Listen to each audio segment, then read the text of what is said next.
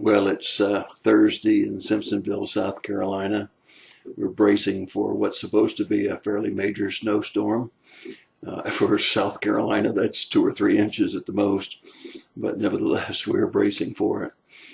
Amazing Grace, we've been looking at it, and maybe by now, with all of the amazing grace you've seen in Scripture, you say, well, why should anybody bother being good then if you got all of this forgiveness for past, present, and future sins?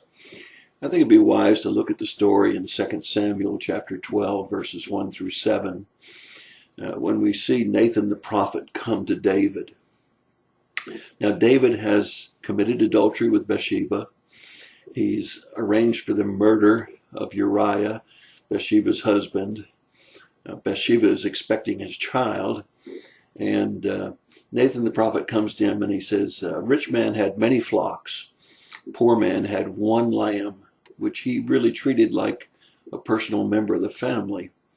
A traveler came to visit the rich man, and the rich man, not wanting to take any animals from his flock, took the poor man's one lamb, slaughtered it, and had dinner with the man that was traveling. David's anger burned, and he says, this man deserves death. God forgave David.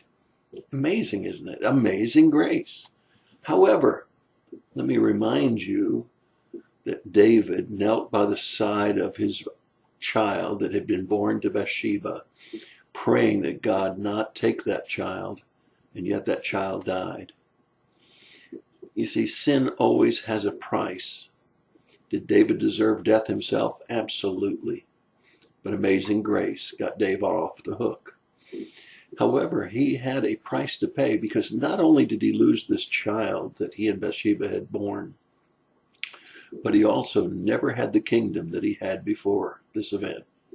His kingdom was never nearly as successful as it had been in the previous time.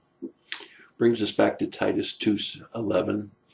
For the grace of God has appeared, bringing salvation to all men. Yes, we do have amazing grace available to us, but that doesn't mean there won't be consequences to sin.